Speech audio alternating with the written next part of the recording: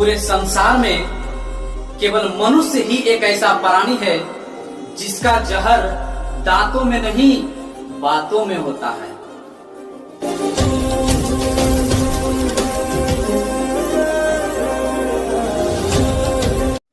Hello दोस्तों, देखिएगा आज फिर से हम लोग क्लास 12 का मैथ का वही टेस्ट 5 स्टार्ट कर रहे हैं। इससे पहले 4 वीडियो हम लोग डाल चुके हैं, ठीक है। जो भी 4 वीडियो नहीं देखें वो जरूर देखें, ठीक है। हम ये सब जो भी प्रश्न करा रहे ये सब पूछा हुआ, ठीक है। ये वीडियो आपके लिए बहुत ही लाभदायक है, ठीक है, जो अगले बोर्ड एग्जाम में देंगे। तो ये सब जो भी प्रश्न हम करा रहे हैं ये सब अगर आप अच्छे से प्रैक्टिस कीजिएगा तो हमें नहीं लगता है कि दिक्कत आपको होगा, ठीक है। तो चलिए पहला क्वेश्चन देखते हैं। कह रहा है पहला क्वेश्चन कि ये एक वेक्टर दिया है, ठीक है, और इसका क्या पूछ रहा है, मापांक पूछ रहा है। क्या पूछ रहा है, मापांक। तो जब भी आपसे किसी भी वेक्टर का मापांक पूछे ना तो कुछ नहीं करना है, रूट लगा देंगे।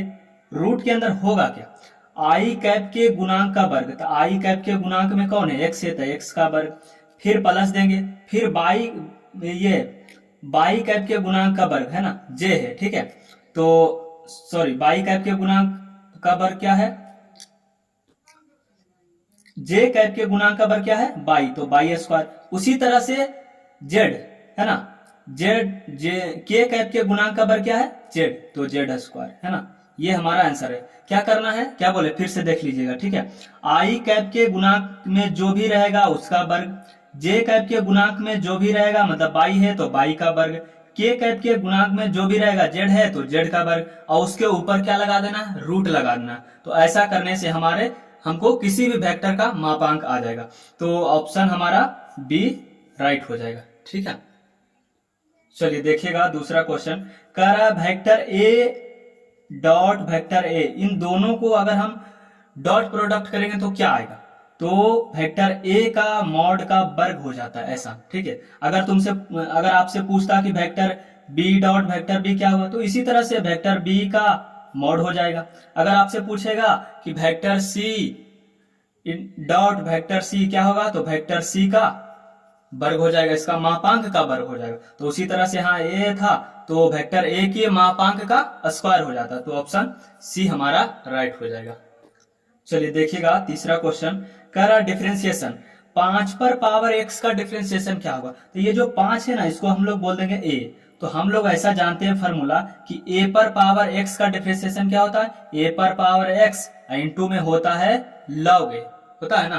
तो उसी तरह से इसका भी निकाल लेंगे, 5 पर पावर x। 5 को हम लोग क्या बोले हैं, a बोले हैं, तो a पर पावर x नहीं हो गया, तो इसका डिफरेंशिएशन क्या होगा, 5 पर पावर x। जैसे a पर पावर x होता है तो a की जगह 5 है तो 5 पर पावर x हो जाएगा, इनटू log होता है और a होता है, तो a की जगह कितना है, 5 है। तो यही हमारा क्या हो जाएगा, राइट आंसर हो जाएगा। तो ऑप्शन डी सही, ठीक है। चलिए देखिएगा चौथा क्वेश्चन। कह रहा है एक मैट्रिक्स ये दिया है और एक मैट्रिक्स ये दिया, इन दोनों मैट्रिक्स को जोड़ना है। तो जोड़ बहुत ही इजी है। क्या करेंगे, 1 0 0 1 और फिर इधर है प्लस 1 0 0 1, तो जोड़ देंगे। कैसे जोड़ेंगे, इसका पहला अवयव इसके पहले अवयव के साथ जुटेगा, ठीक है। तो 1 और 1 कितना हो गया, 2 हो गया। इसके स्थान पर ये है और इसके स्थान पर ये है, तो 0 और 0 0 हो जाएगा। फिर से ये वाला और ये, तो 0 और 0 हो जाएगा 0। फिर ये चौथा अवयव, इसके चौथा अवयव, तो 1 और 1 कितना हो जाएगा, 2 हो जाएगा, ठीक है। तो ये हमारा क्या हो जाएगा आंसर। ऐसा प्रश्न आपसे कई बार पूछा जाता है। अब सिर्फ संख्या का अंतर होगा। अब मान लीजिए यहाँ 3 रहेगा, यहाँ 4 रहेगा, तो नहीं जोड़ लीजिएगा, सिंपल है जोड़ लेना। तो इसके अनुसार ऑप्शन ए हमारा राइट हो जाएगा, ठीक है। चलिए अगले प्रश्न की ओर बढ़ते हैं। 5वां नंबर पूछ रहा है 2 क्रॉस 2 कोटि दिया है का डिटर्मिनेंट 1 है, इसके अंदर 4 अवयव है, ऐसा दिया हुआ। तो मैं डिटर्मिनेंट में एगो ना को आपको पूछता ही एग्जाम में, ठीक है, मतलब मान निकालने के लिए। तो इसका मान निकालेंगे कैसे, ये ध्यान से देखिएगा। इसको और इसको गुना करेंगे, फिर ये वाले और ये वाले मतलब तिरछा तिरछी गुना करेंगे और बीच में चिन्ह लगाएंगे माइनस का, ठीक है। क्या करेंगे, तिरछा तिरछी गुना, तो 10 से गुना करेंगे 7 में तो क्या हो जाएगा, 70 हो जाएगा। फिर क्या बोले, बीच में चिन्ह लगाना है माइनस का। फिर 35 को इसको इससे करना है ना, तो 35 गुना 2 कितना हो जाएगा, फिर से 70 हो जाएगा, 70 में से 70 चला जाए तो 0 हो जाएगा, है ना। तो ऑप्शन डी हमारा राइट हो जाएगा। ठीक है, चलिए देखिए अब छठा नंबर क्वेश्चन कर रहा है कि यदि वेक्टर ए और वेक्टर बी एक दूसरे पर लंबवत है, क्या है, वेक्टर ए, इस ये जो साइन दिया हुआ है ना, इसकी बात करें, इसको बोलते हैं हम लंब, है ना।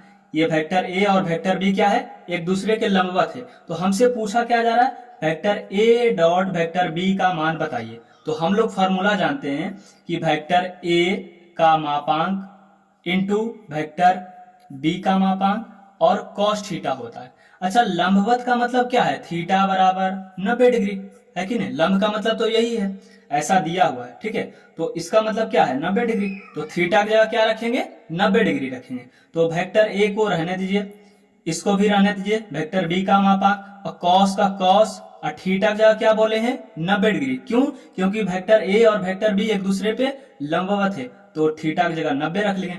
अब बताइए कॉस 90 का मान क्या होता है, 0 होता है। और 0 से गुना कुछ में करेंगे तो क्या हो जाएगा, 0, यानी कि ऑप्शन हमारा हो जाएगा सी। ठीक है, चलिए देखिएगा सातवां क्वेश्चन कर रहा है फिर से उसी तरह का 2 क्रॉस 2 कोटि के डिटरमिनेंट का मान निकालना है। तो सबसे पहले आप क्या करेंगे, लिख लेंगे कॉस थीटा, फिर माइनस साइन थीटा, ऐसा दिया हुआ है, फिर साइन थीटा है और फिर इधर है कॉस थीटा। हम क्या बताए थे कि इसको और इसको क्या करना है, गुना करना है। तो कॉस गुना कॉस, कॉस स्क्वायर थीटा हो जाएगा। और फिर क्या करना है, बीच में लगाना है माइनस, है ना। और साइन थीटा गुना माइनस साइन थीटा, तो माइनस का साइन स्क्वायर थीटा हो जाएगा, होगा कि नहीं।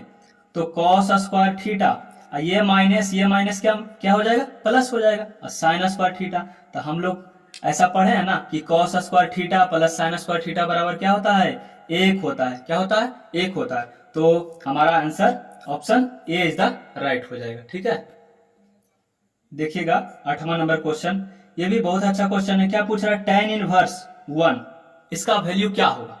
तो जब भी अगर ऐसा रहे, क्या रहे, tan इनवर्स, इधर ये जो 1 है, 1 मतलब ये प्लस में 1 है, प्लस में जब भी रहे तो टेंशन लेना ही, बाहर क्या है, tan इनवर्स है। तो अंदर हम लोग ये जो वैल्यू दिया है, इसके बारे में हम लोग क्या सोचेंगे कि बाहर tan है तो अंदर भी tan कितना डिग्री का मान 1 होता है। जितना डिग्री का मान 1 होगा वही हमारा राइट आंसर हो जाएगा। तो 1 हम लोग जानते हैं कि tan 45 का मान क्या होता है, 1 होता है।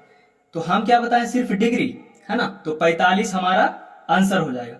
45 को अगर हम लिखेंगे रेडियन में तो π/4 हो जाएगा, यानी कि ये हमारा क्या हो जाएगा, राइट आंसर हो जाएगा। तो option c is the right.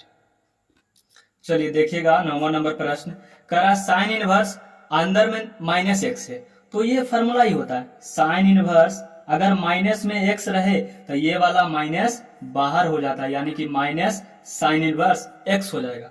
तो ऑप्शन हमारा सी हो जाएगा। ठीक है, ये फॉर्मूला ही है, आपको याद रखना होगा। ठीक है, चलिए देखिएगा 10वां प्रश्न, क्या पूछ रहा है कि कॉट इनवर्स और अंदर में है 1/x। तो इस चारों ऑप्शन में क्या होगा ये हमको बताना है। तो कॉट इनवर्स किसी भी ट्रिग्नोमेट्री इनवर्स का जो है, इसको हम लोग 6 तरीके से लिख सकते हैं, लेकिन अभी कॉट इनवर्स x है तो हम लोग ये सोचेंगे इसको tan में कैसे बदले। ठीक है, तो ये जो है एक मतलब कॉट, बाहर कॉट है, तो कॉट थीटा बराबर क्या होता है आधार बटा लंब। क्या होता है, आधार बटा लंब। हम लोग चाहते हैं कि इसको tan में बदल दें, कॉट इनवर्स को tan इनवर्स में बदल दें। तो लिखेंगे tan इनवर्स, अब बाहर tan इनवर्स है तो ये सोचेंगे कि अंदर भी tan ही होगा। तो tan थीटा बराबर क्या होता है, लंब बटा आधार होता है। क्या होता है, लंब बटा आधार। तो बताइए लंब हमारे पास कितना है, x है, और आधार कितना है, 1 है। x/1 मतलब tan इनवर्स x हो जाएगा अगर इसको हम बदले तो, यानी कि यही हमारा क्या हो जाएगा, आंसर हो जाएगा। तो देख लीजिए ऑप्शन सी हमारा राइट हो जाएगा। चलिए देखिएगा 11वां नंबर प्रश्न, क्या कर रहा है, cos inverse 2x plus sine inverse 2x बराबर क्या होगा। तो हम लोग एक फॉर्मूला जानते हैं इनवर्स ट्रिग्नोमेट्रिक फंक्शन में कि cos inverse x plus sine inverse x बराबर होता है π/2। क्या होता है, π/2। ये cos इनवर्स के बगल में जो है यहाँ पर और यहाँ पर, अगर ये दोनों चीज बराबर हो जाए तो हम लोग पाई बाई 2 डायरेक्ट आंसर लिख दें। तो देखिए यहाँ भी 2x है, यहाँ भी 2x है। चलिए इसको और समझने के लिए हम लोग लिखते हैं, यहाँ 2x है और यहाँ साइन इनवर्स 2x है। हम क्या बोले, ये वाला कॉस इनवर्स के बगल में जो है और साइन इनवर्स के बगल में जो है, ये दोनों अगर बराबर हो जाए तो हम लोग क्या आंसर लिखेंगे, पाई बाई 2। तो देखिए तो यहाँ भी 2x है, यहाँ भी 2x है, तो दोनों बराबर है कि नहीं, है ना। तो अगर हम 2x को बोल दे x और इसको भी, ये भी 2x है तो इसको बोल देंगे x, तो cos inverse x plus sine inverse x हो गया कि नहीं फॉर्मूला। तो हम लोग क्या आंसर लिखेंगे, पाई बटा 2। तो हमारा ऑप्शन ए राइट हो जाएगा। ठीक है, तो चलिए आज के लिए इतना रहने देते हैं। बहुत बहुत धन्यवाद आप लोग का। तब तक आप लोग प्रैक्टिस कीजिए। इसी प्रकार का कोई प्रश्न आपके पास यदि अवेलेबल है तो प्रैक्टिस करना है। ठीक है।